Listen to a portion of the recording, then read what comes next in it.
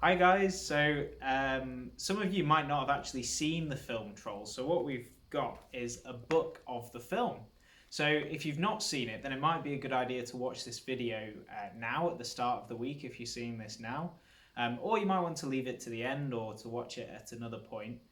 We will of course be showing you quite a few film clips during the week. So if you don't want to spoil the film, then you could watch those bits, or you could watch this book reading first. So we're going to read all about the Trolls book of the film. So here are all our Trolls characters for us. I'm not going to go through them all because we'll see, we'll be introduced to them during the book. So here we go. Once upon a time, in a beautiful forest, there lived the happiest creatures the world has ever known, the Trolls. They love nothing more than to sing, sing, sing, dance, dance, dance, and hug, hug, hug all day long. Unfortunately, the Trolls' boisterous singing attracted the Bergens. Big, grumpy creatures who are always miserable, and only one thing could make the Bergens happy: eating delicious trolls. The Bergens chopped down almost all the trees in the forest to build Bergen Town. They left just one tree for the trolls and put a cage around it. Once a year, on a holiday they called Trollstice, the Bergens gathered around the trees to eat trolls. It was the one day they could actually taste happiness. Young Prince Gristle couldn't wait for his very first Trollstice, when he would taste his very first troll and finally experience happiness. But when Prince Gristle bit down on a troll, all he tasted was wood. The trolls were fake. "Where did the delicious trolls go?" roared his father, King Gristle. Afraid of being eaten, the trolls had dug tunnels under their tree and escaped from the Bergens. "We leave no troll behind," vowed their brave leader, King Peppy, carrying his torch of freedom. King Peppy helped every last troll get away. He even carried his baby daughter, Poppy, hidden in his long hair. You can see her up there. King Peppy led the trolls to a wonderful forest home far away from the Bergens. King Gristle was furious with the royal chef and blamed her for letting the trolls escape. "You are hereby banished from Bergen Town," he roared. "Forever!" Prince Gristle asked his father what would make him happy now, since there were no trolls to eat. "Nothing," King Gristle answered miserably. "You will never, ever, ever be happy." Many years after lots of singing, dancing, hugging and scrapbooking, King Peppy's daughter, Poppy, was finally ready to lead the trolls. But before that, they needed to celebrate freedom from the Bergens, and that meant it was time for the biggest, loudest party ever! All the trolls were excited about the party, except one worried troll named Branch. There's Branch there. "Your big, loud, crazy party is going to lead the Bergens straight to us," he warned. "They're out there somewhere, watching, waiting, listening. While you make noise out here, I'll be in my highly camouflaged, heavily fortified, Bergen-proof survival bunker." It had been a very long time since anyone had seen a Bergen, so the trolls were tired of Branch's constant warnings. In fact, they were a little upset with him for spoiling their fun. But Creek, a calm and peaceful troll, there's Creek there, with the cool blue hair, said Branch was just trying to help. "Branch wants to be miserable," Creek explained. "But I want all trolls to be happy," Poppy said.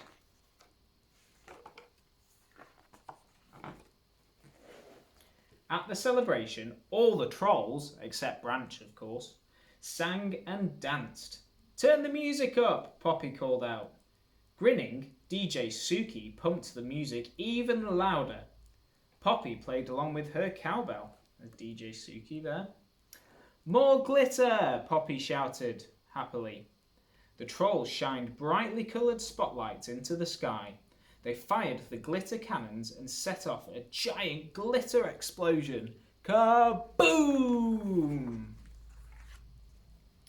Not too far away, in another part of the forest, the banished royal chef heard the explosions and thumping bass music. The alert Bergen peered through her spyglass and saw a burst of fireworks shaped like Poppy. Could it be, she thought, after all these years of searching, have I finally found the trolls? Chef stamped into the troll village. Boom, boom, boom. Run! Poppy yelled. The trolls scattered, but Chef managed to scoop up several of them, including Biggie, Mr. Dinkles, Smidge, Cooper, Fuzzbert, Satin, Chenille, Guy Diamond, and Creek. Oh dear, there's a lot of trolls there. Can you see them all being caught by the chef? Oh dear. After Chef left, Poppy led the remaining trolls to the safest place she could think of, Branch's underground bunker. She asked Branch to come with her to save her captured friends, but he thought that idea was even crazier than having a big loud party in the first place. You're really going to Bergentown on your own? Branch asked, when he realised what she was determined to do. My father didn't leave any trolls behind, and neither will I, Poppy vowed.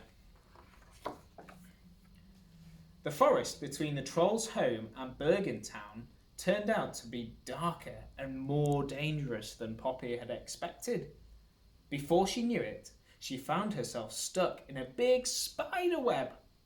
And to make matters worse, giant spiders were creeping out of the shadows. Whoa.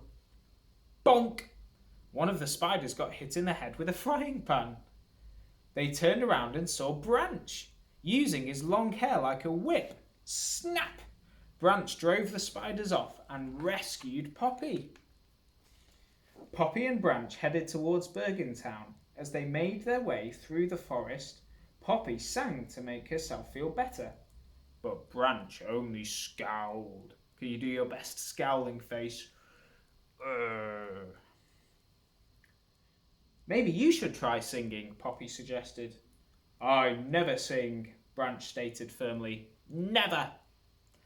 They soon discovered a series of tunnels near the edge of Bergentown. One of these tunnels led to the troll tree, Poppy said. But the others led to certain death, warned a talking cloud. Cloud Guy offered to show them the right tunnel if Branch would give him a high five and a fist bump and a hug. Branch got so mad that he chased Cloud Guy, who led them all the way back to the old troll tree. Meanwhile, in Bergentown, Prince Gristle had grown up and became king. Hiding in the troll tree, Poppy and Branch watched hurriedly as he displayed their troll friends to the astonished Bergens. The newly unbanished chef announced a Trollstice celebration the next night. That's right, King Gristle crowed. Oops. Happiness is back on the menu. In the Bergens' castle, Poppy and Branch crept down a chandelier to spy on King Gristle. He was trying on his old Trollstice bib, which was far too tight. Oh no, it's ripped. When Cooper giggled, King Gristle realised there weren't enough trolls for a Trollstice celebration. To calm the angry king down, Chef popped Creek into his mouth. Oh no! King Gristle left the dining room with Creek in his mouth. Chef turned to the scullery maid and barked, Bridget, lock these trolls in your room and guard them with your miserable little life. As Bridget wheeled the trolls away in their cage, Poppy jumped into one of her apron strings. Branch had no choice but to do the same. Once inside Bridget's room, Poppy saw that the walls were covered with pictures of King Gristle. Bridget lay on her head sobbing.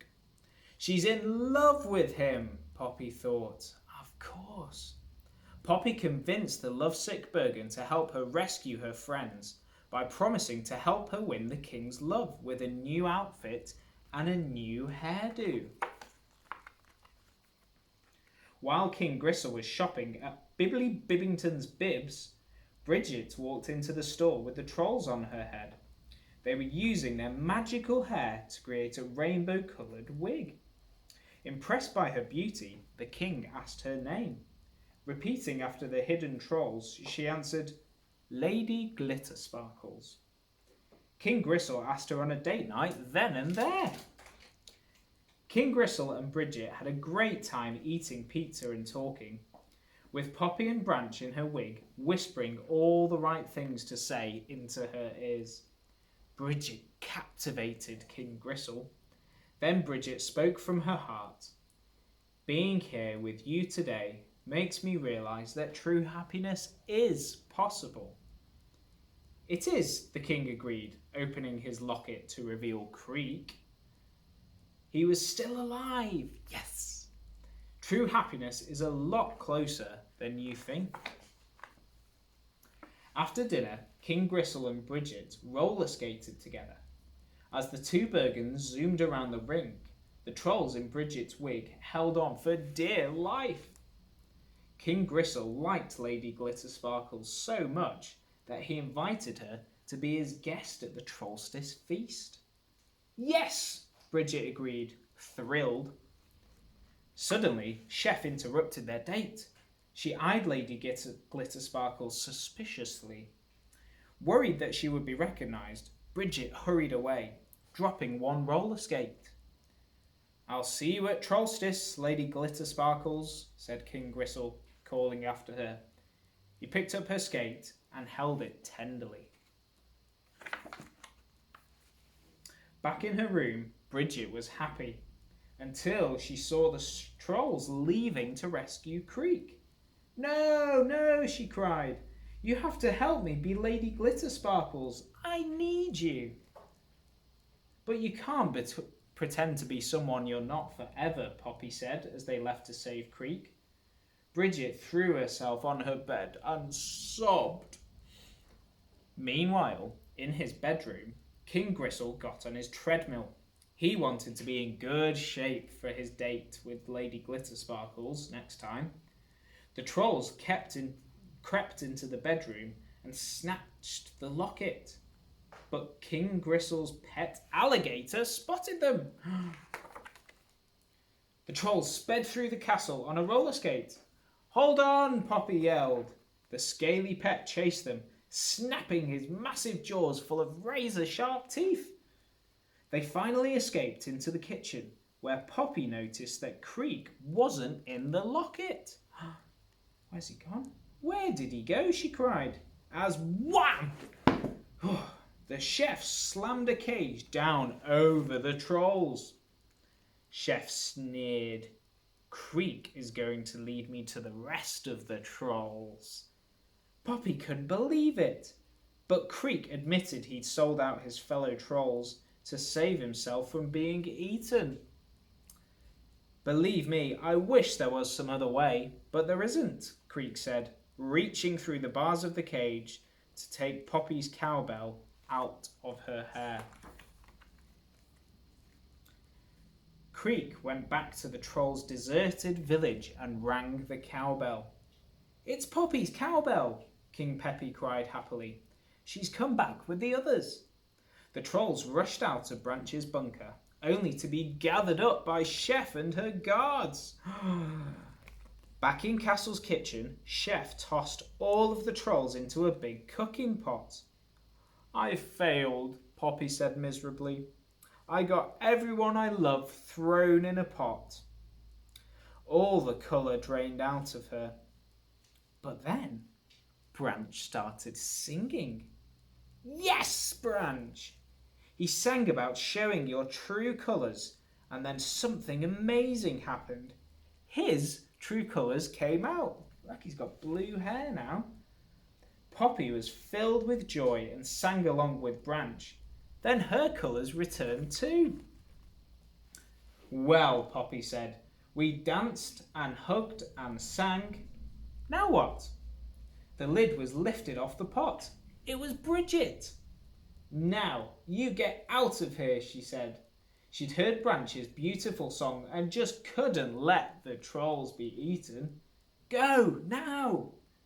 The trolls ran off through the tunnels, but then Poppy stopped.